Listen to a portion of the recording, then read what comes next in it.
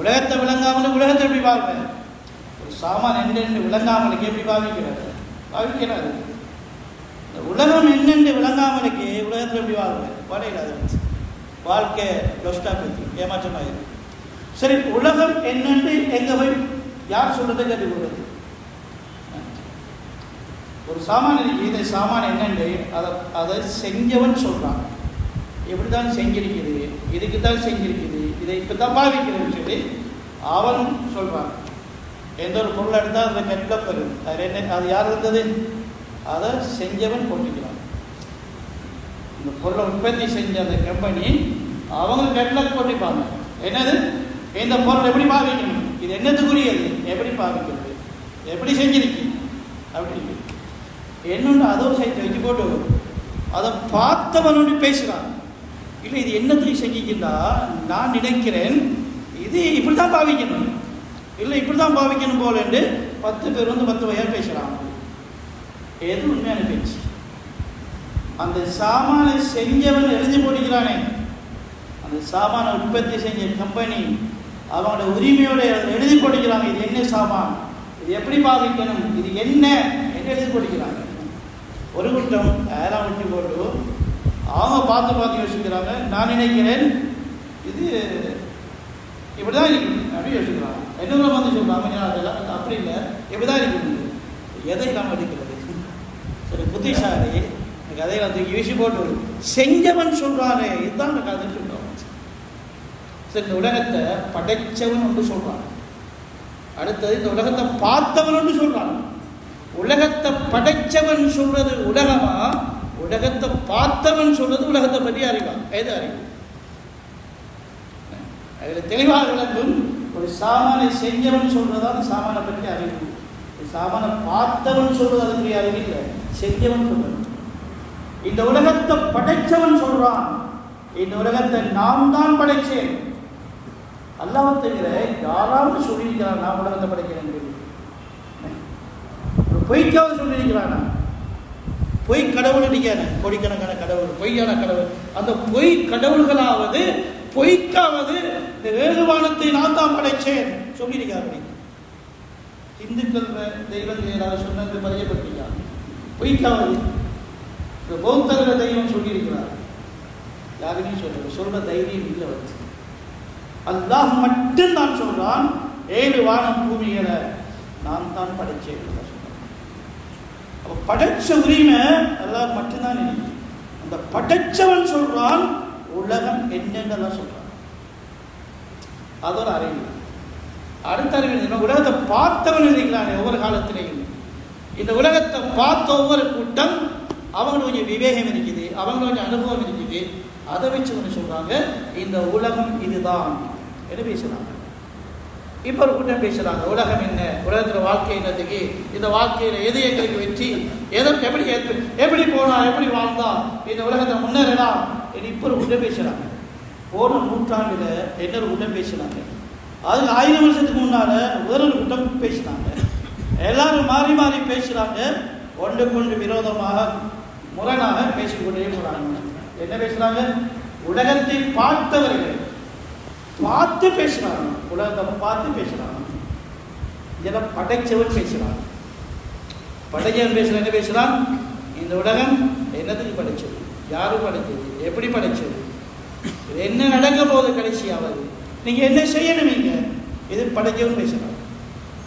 படைச்சவன் பேச்சை எடுக்கிறையா, பார்த்தவன், இந்த உலகத்தை பார்த்தவன் பேசுற பேச்சு எடுக்கிறார். ஒன்னு என்ன தெரியுமா? உலகத்தை பார்த்தவர்கள் கொஞ்சம் கவர்ச்சியா பேசுறாங்க. இந்த கவர்ச்சி மக்கள் ஈடுபட்டு எப்படி போறாங்க? உலகத்தை படைச்சவன் ஹக்கீகத்தை பேசுறான். அதுதான் வஹீயுடைய பேச்சு, அதுதான் வஹீயுடைய இல்மு. அதுதான் வஹீயுடைய இல்முல தான் அல்லாஹ் சொல்றான் உலகம் என்ன, என்ன உலகம்? வஅலம் அன்னமல் ஹயாத்துத் துன்யா. நீங்க இந்த இல்ம அடைஞ்சு கொள்ளுங்க.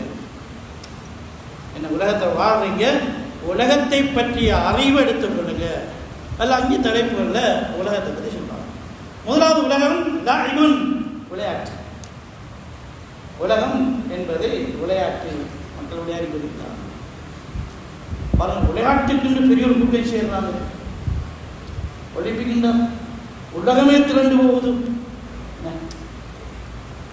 வேர்ல்ட் கப்புண்டா பெரிய ஒரு விடயம். உலகத்தில் இந்த நாட்டில் ஒலிம்பிக் நடக்குதுன்னா அந்த நாட்டுக்கு மிகப்பெரிய புகழ், மிகப்பெரிய வருமானம், மிகப்பெரிய ஒரு திட்டம். சாதாரண விஷயம் இல்லை. அதான் இங்கே தான் லஹவுன், ரெண்டாவது வேடிக்கை. பாரத மியூசிக் ஷோன்னு சொன்னால் ஆயிரக்கணக்கான ஆட்கள், யுக்மாவுக்கு நூற்றுக்கணக்கான ஆட்கள், லட்சக்கணக்கான ஆட்கள் சேர்றாங்க. லஹு வீண் விளையாட்டு, வேடிக்கை, கூத்து கும்மாரம், விளையாட்டு, வேடிக்கை. ஜீனத்து, அலங்காரம், அது ஒரு கலை, அலங்கரிக்கிற கலை. வீட்டை எப்படி அலங்கரிக்கிறது, ஆடை எப்படி அலங்கரிக்கிறது, வாகனத்தை எப்படி டிசைன் பண்ணுறது, எப்படி அலங்காரங்கள். ஜீனத், கவர்ச்சி, கவர்ச்சி விட்டுறது, கவர்ச்சிக்காக வேண்டியே வாழ்வது,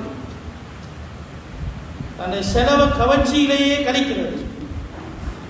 வீட்டு அலங்கரிக்கி, வாகனத்தை கடைசி பண்ணி தன்னை அலங்கரிக்கிறார், மேக்கப் பண்ணுறது, ஜீனத்.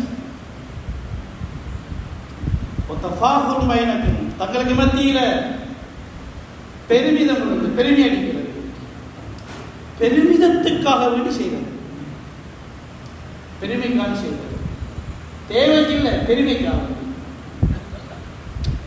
தேவைக்கான உலகத்தை பாவிக்கிறது அனுமதிக்கப்பட்டதுதான். அது எல்லாருக்கும் கட்டாய தேவை. தேவைக்கு பாவிக்கல, பெருமிதத்துக்கு பெருமைக்கு பாவிக்கிறார். தேவைக்கு கொடுக்கிறது கட்டாயம், ஒரு பெருமைக்கு கொடுக்கிறார், ஒடுத்து பெருமிதம் காட்டுறது. தேவைக்கு ஒரு வீடு கட்டாயம் தேவைதான், மனுஷன் தானே, வீடு தேவைதான் இல்லை, பெருமைக்கு வீடு கட்டுறார். வாழ்வதற்கு இல்லை, வாழ்ந்து காட்டுறது. தேவைக்கு திருமணம் உண்டு, கல்யாணம், சாப்பாடு தேவை இல்லை, தேவையை தாண்டி ஒரு பெருமைக்கு ஒரு சாப்பாடு எடுபட நிமிஷம் பெருமிதம் துணியா. அஞ்சாவது சொல்லலாம், ஒருத்த காசு அம்பாலி அவ்வளோ சொத்துக்கள்ல அதிகம் காட்டுறது. சொத்து சேர்க்கிறது தேவைக்கு ஆசைக்கல்ல. நான் தான் டாப் லெவலில் இருக்கிறேன், என்ன போல பணக்காரன் யாரும் இல்லை, ஒருத்தரும் இல்லை, என்ன போல சொத்து யாருக்கு இருக்குது, நான் தான் பெரிய சொத்துல இருக்கிறேன், நான் தான் பெரிய செல்வத்தில் இருக்கிறேன் என்று சொத்துக்களை தன் குடும்பத்தை வச்சு பெருமை அடிக்கிறது. ஏன்னா பெரிய ஃபேமிலி எவ்வளவுதான் துனியா, துனியா எவ்வளவுதான்.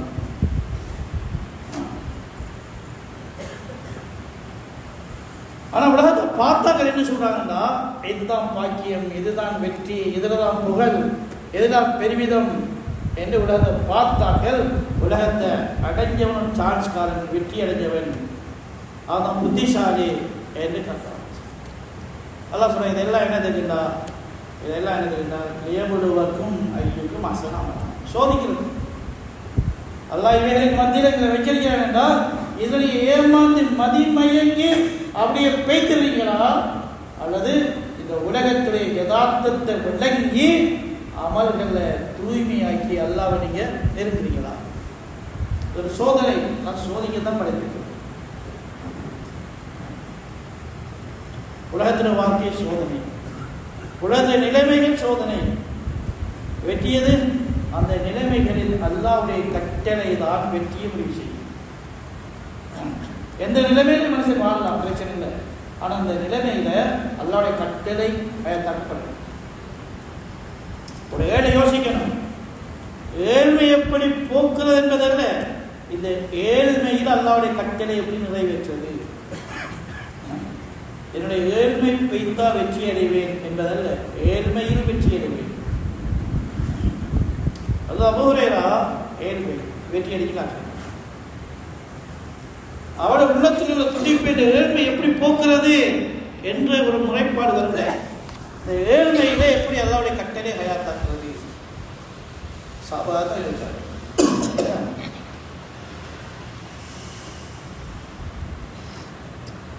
அப்ப அது என்னன்னா, வாழ்க்கையை விளங்கிட்டார்கள். இப்போ இந்த வாழ்க்கை என்ற சொல் எங்களை எவ்வளோ தவறா உலகத்தில் பயன்படுத்தப்படுதுன்னா, வாழ்க்கையில ஆரம்பம் பிறப்பு, முடிவு இறப்பு. எப்படி தவறான ஒரு கோட்பாடு தான் உலகத்தில் மனித சமூக வாழ்க்கை ஃபெயிலாக பண்ணுது. பிறந்ததுல வாழ்க்கை ஆரம்பிக்குது, இறப்புட வாழ்க்கை முடியுது. இது காவிரிகள் இப்படி தான் நினைக்கிறாங்க. முஸ்லீம்கள் அப்படி நினைப்பாங்கன்னா அவருடைய தீனி இருக்காது. இது தவறான கோட்பாட்டில் இருந்து நாங்கள் வெளியாகணும். பிறகுக்கிற வாழ்க்கை ஆரம்பிக்கிறோம் இல்லை, இறக்குக்கிற வாழ்க்கை முடியுது. பிறப்பதற்கு முன்னாலேயே வாழ்க்கை எங்கேயோ ஆரம்பிக்கிட்டது, பிறந்ததுக்கு பின்னால் வாழ்க்கை எங்கேயோ போகும். வாழ்க்கை விலங்குனால்தான் வாழ்வது விலங்கு. வாழ்க்கை விலங்கல்லண்டா அவர் எப்படி வாழணும்ன்றது விலங்கையே மாற்றுறது. ஆனால் வாழ்க்கை ஓடுது, ஒரு மாதிரியாக ஓடிக்கொண்டு போகுது. ஓடி ஓடி ஓடிக்கொண்டு நாளைக்கு அப்படியே முடிக்கிறது. வாழ்க்கை ஒரு மாதிரி ஓடிக்கொண்டு போகிறோம். இந்த ஆடு மாடு மிருகங்கள் வாழ்கிற மாதிரி சாகும் வரையில் காலத்தை கழிக்கிறது. எல்லாம் சொல்கிறேன், வாழ்க்கை ஆரம்பிக்கிறது ஆழம் வாழ்க்கை ஆரம்பிச்சு அங்கிருந்தா வந்து கொண்டிருக்கிறோம். எங்க போகிறோம்? ஆகிரத்தை நோக்கி போகிறோம். அழிவில்லாத ஒரு வாழ்க்கை மைதானத்தை நோக்கி போகிறோம். அந்த தொங்கல் இருந்து இந்த தொங்கல் வரை அந்த வாழ்க்கையாக ஒரு பாப்பா இருந்தா வாழ்க்கையை சீராய் கொள்வார். முதலாவது நாங்கள் விட்ட தவறு என்னன்னா, கடந்து போனது இருக்கிறேன். ஆழம் ஒரு அருவாக இருந்து வந்தோமே, அதை கடந்து போனது விட்டுட்டோம்.